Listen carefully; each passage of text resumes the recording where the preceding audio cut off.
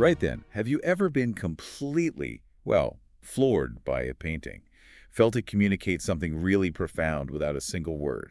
Hmm. That's the real magic of visual art, isn't it? And that's precisely where we're heading today. Yeah, absolutely. We've got a rather compelling collection of material about the paintings of Gyuri Lohmuller, a list of his works, and crucially, his own explanations, his own thoughts about them. Which is quite rare sometimes. It is. So our aim today isn't just a sort of surface-level description, but to really get under the skin of the ideas and, the feelings he's laying down on canvas. Yeah, and it's worth bearing in mind, I think, that Lohmuller himself is, well, somewhat reluctant to over-explain his creations.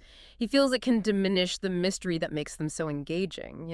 Right, spoils the magic a bit. Exactly. He's quite clear that his primary language is visual, it's images, not really words. So our task here is a respectful bit of detective work, really, piecing together his artistic intentions based on the insights he has chosen to share.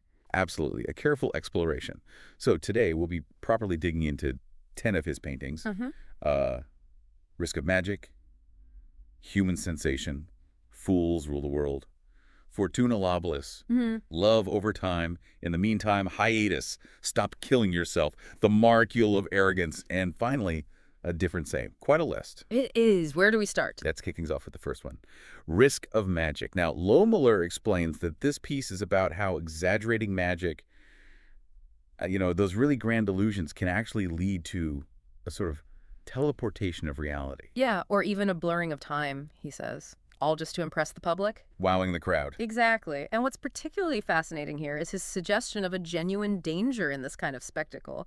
He implies that when we're overwhelmed by the sheer scale, the visual impact, we run the risk of losing our anchor in, well, objective reality. Losing touch. And he depicts a woman in this very predicament, doesn't he? Utterly spellbound by the illusion. What's the real nub of the issue there, do you reckon? Well, according to Lohmuller, her fascination, perhaps understandable on the surface, it unwittingly constructs her own isolation. Her own cage, is how he puts it. The self-made prison. Yeah. So the painting serves as a kind of cautionary tale, doesn't it?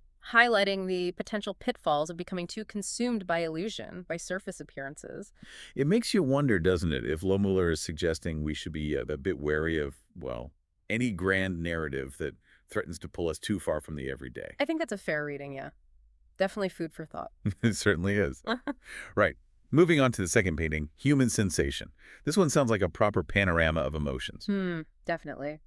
Lohmuller says it gathers together various human states of mind, everything from despair and hope to humility, arrogance, love, faith, loneliness, the whole spectrum.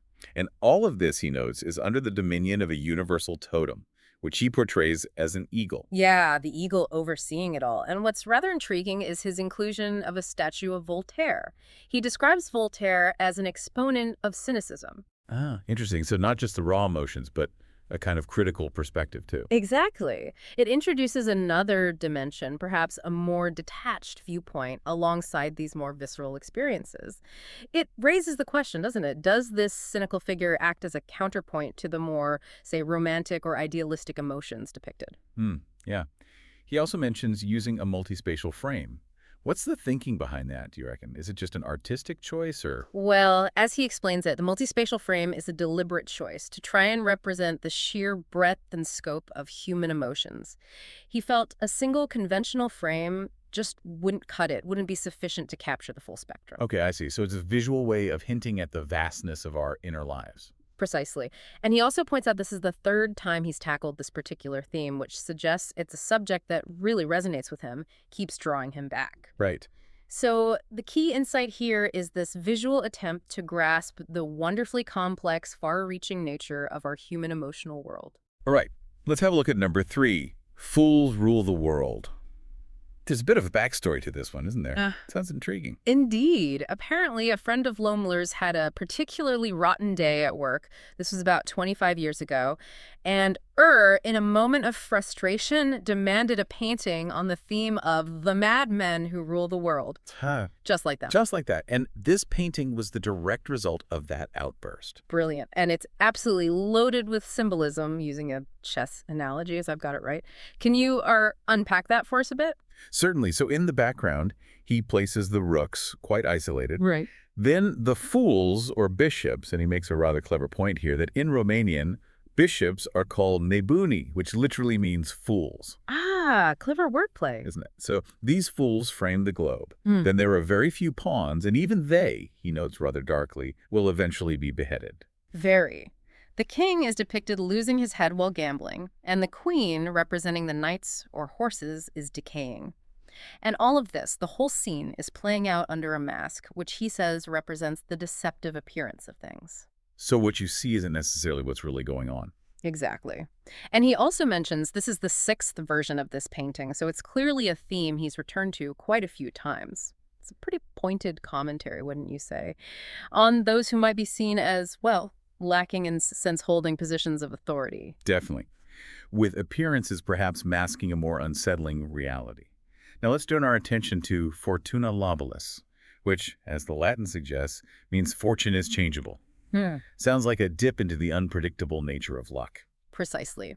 Lohmuller describes it as a painting that's both thematic and decorative, capturing the whole atmosphere of gambling. He incorporates a whole variety of elements to illustrate this. Like, Well, you see, the greed for money made visual, along with or cornucopia, representing abundance, but then there's the stark contrast of Russian roulette, really highlighting the inherent risk involved. high stakes indeed. Absolutely. He points out a cheating joker, the rather ominous number 666, and a single penny, which, according to an old Romanian proverb, is the eye of the devil. Blimey, that's quite a collection of symbols all crammed in there. The eye of the devil, crikey. It is potent stuff. It's that classic idea, isn't it? Fortune being unpredictable, swinging from good to bad without warning. And there's more to it as well, isn't there? Something about cheese. Yes, he also mentions a hidden skull lurking beneath all this apparent prosperity, a subtle reminder of mortality, I suppose. Right. And he notes that in Romanian slang, cheese cockával is used to mean money. Ah, okay.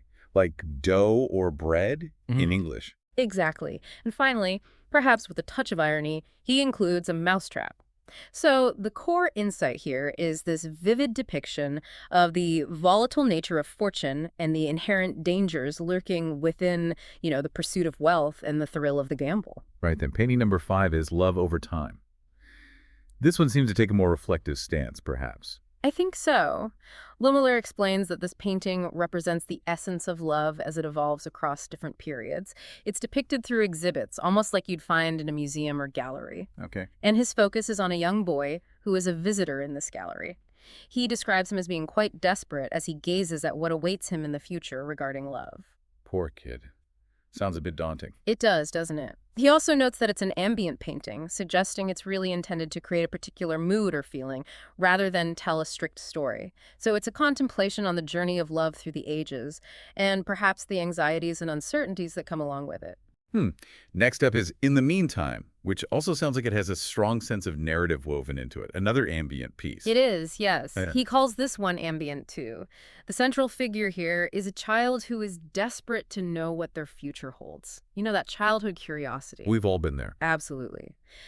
And a fortune teller, Zoltar, like the machine from the film Big, offers the child a piece of advice. To be decisive and resolute, trenchant, he says, no matter what life throws their way. Be firm, basically. Essentially, the painting itself contains various scenes illustrating different life situations, and then, in a rather poignant turn, we see the same boy, now an old man, meditating, reflecting on this childhood encounter. Wow, full circle. Exactly. So this one appears to explore themes of destiny, perhaps free will, and the enduring impact of those formative moments and bits of advice we receive early on. Fascinating.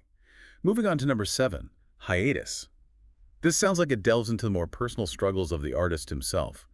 The title suggests a pause, a gap. Precisely. Lohmuller describes this painting as representing the artist's torment during a critical moment, a lack of inspiration, a creative block. The dreaded block. Indeed. And he employs a powerful array of symbolic elements to convey this inner turmoil.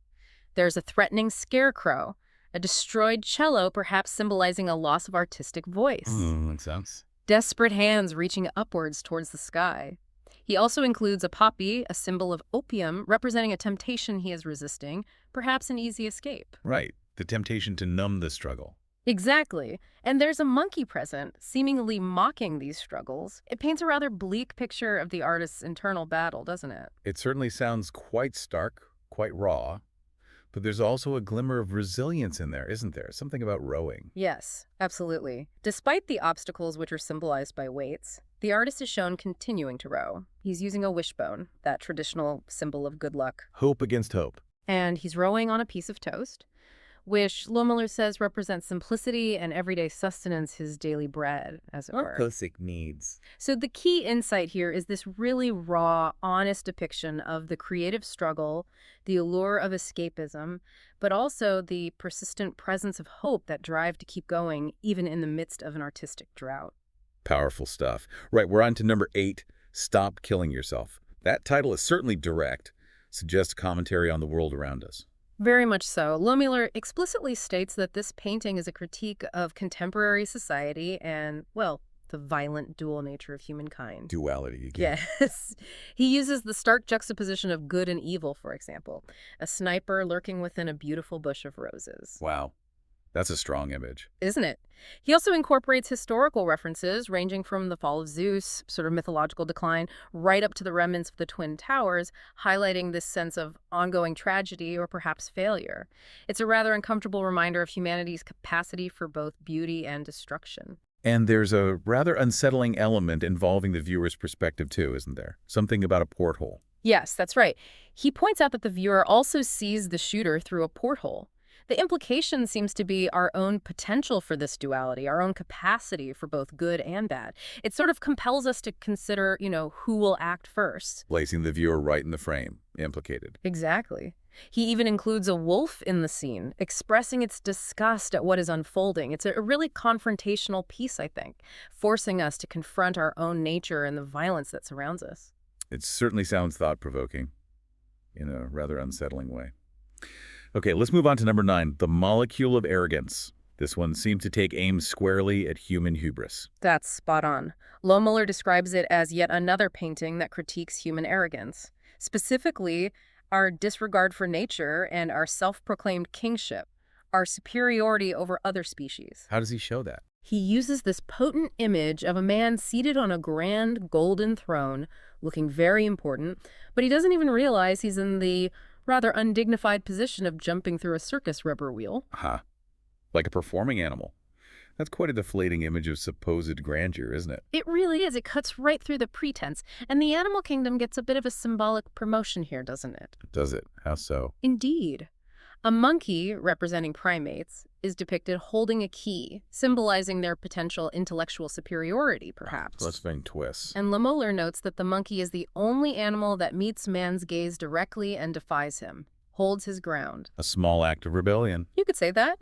He also mentions that everything within the painting is represented within a tesseract that's a 4-dimensional analog of a cube in order to better encompass both the microscopic and macroscopic aspects of existence. Wow, okay. So bringing in physics concepts too. Seems so. So the core insight here is this powerful visual statement about human arrogance and a subtle suggestion of nature's underlying strength, perhaps even a quiet, intelligent defiance. Right. Finally, we arrive at the 10th painting, a different saying. This one appears to delve into the realm of spiritual beliefs, maybe? Yes, that seems right. Lohmuller explains that while he doesn't identify as religious in a conventional sense, he does believe in one universal generator, a single source. Okay. And he contrasts his personal belief, which he states as God is very, very small, with the common saying God is great. He clarifies that for him, this small God is present everywhere and in everything, omnipresent but minuscule. That's a fascinating concept. Yeah. Very different. It is. And from this concept, he created this composition representing different religions, all sort of under the umbrella of this singular, undefined creator. It's a rather unique and inclusive perspective, suggesting a fundamental unity beneath the surface of diverse beliefs. And he includes quite a diverse array of religious figures and symbols, doesn't he, to illustrate this? He does, yeah.